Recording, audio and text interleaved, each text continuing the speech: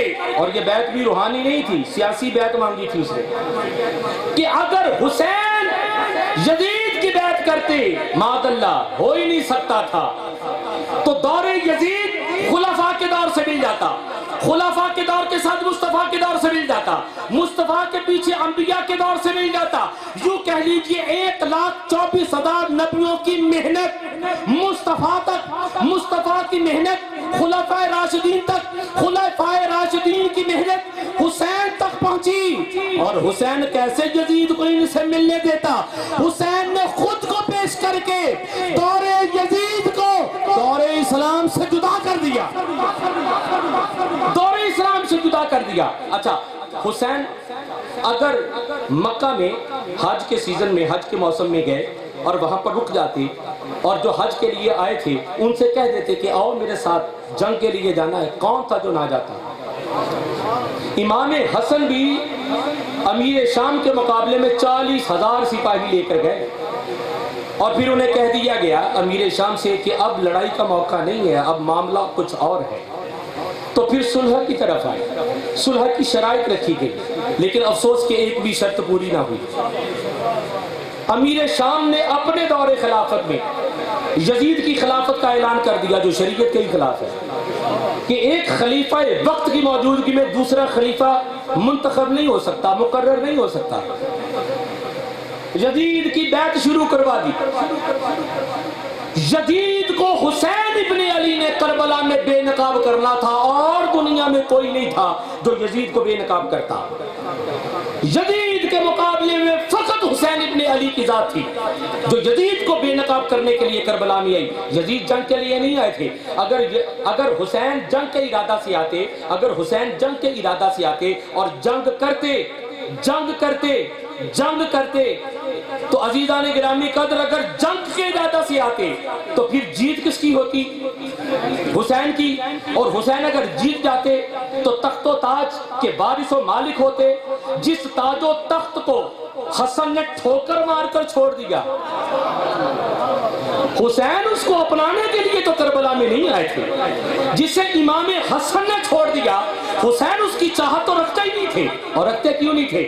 حضور نے فرمایا تھا کہ میرے ظاہری وصال کے بعد 30 سال کا عرصہ خیر کا عرصہ ہے، اس کے بعد شر کا، اور امام علی کی شہادت کے بعد 6 ماہ بچے تھے۔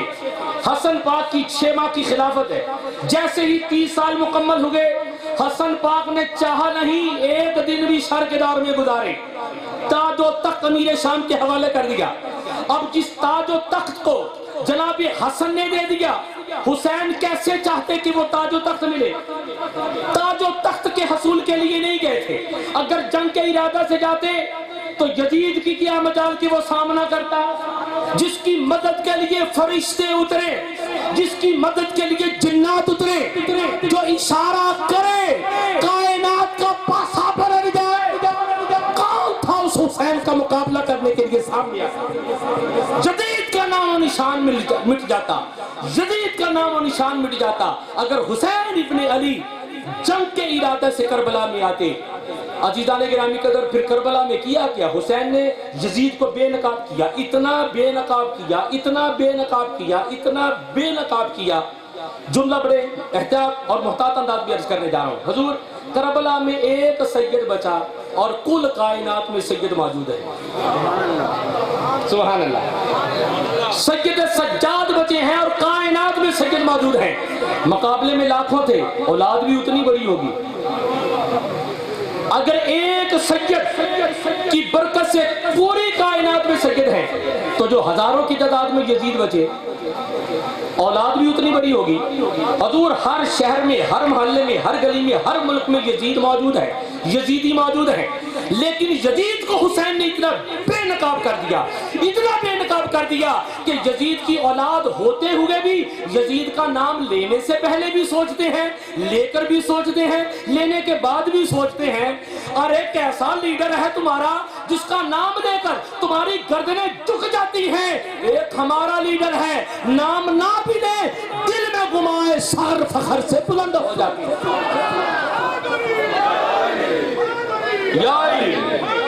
یا علی، ایسا ہمارا لیڈر ہے کہ لبوں پر نام نہ بھی آئے، دل میں خیال آ جائے حسین کا سر فخر سے بلند ہو جاتا ہے۔ حسین ایسے لیڈر کا نام ہے، حسین ایسے راہبر کا نام ہے، حسین ایسے رہنما کا نام ہے۔ عزیزان من، کربلا کا یہ سلسلہ جو ہے اس کو ذرا غور سے سمجھیے گا، کربلا کو ذرا غور سے دیکھیے گا۔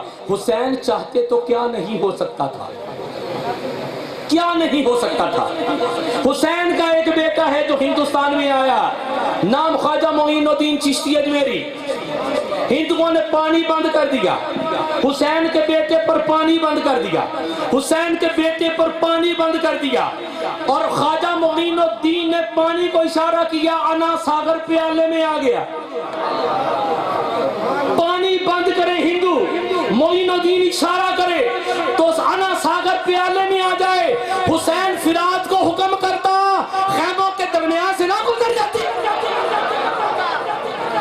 بتایا کہ جہاں پر کرامت ظاہر کرنا ہو یہ عمل ہوتا ہے، اور جہاں فقر ظاہر کرنا ہو وہاں پر مرضیاں نہیں منائی جاتی، مرضیوں پر چلا جاتا ہے، مالکوں کی مرضی پر چلا جاتا ہے۔ حسین ابن علی نے کربلا میں کوئی ذاتی اختیار استعمال نہیں کیا، کوئی ذاتی اختیار استعمال نہیں کیا، کوئی ذاتی اختیار استعمال نہیں کیا۔ حضرت صالح کی اونٹنی کے پاؤں کاٹنے والے 6 بندے تھے اور پوری قوم پر عذاب۔ صالح کی اونٹنی کے پاؤں کاٹنے والوں 6 بندوں نے کام کیا اور پوری قوم پہ عذاب۔ اور جس نے حبیب خدا کے نواسے کے گلے پر خنجر چلایا، نواسے رسول کے گلے پر خنجر چلایا، پتہ چلے گا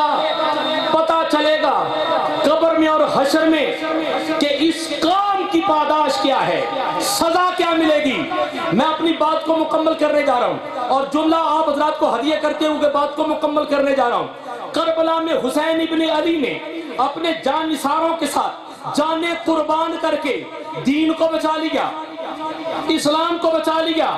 آج مسلمان ہی نہیں دوسرے مذاہب کے لوگ بھی تسلیم کر رہے ہیں۔ مہاتما گاندھی کہتا ہے تحریکی آزادی میں جان قربان کرنا پڑے تو غم نہ کرنا، رول ماڈل حسین کی ذات سامنے کھڑی ہے۔ حسین کو دیکھو، حسین کو دیکھو گے جذبہ تحریک بڑھ جائے گا۔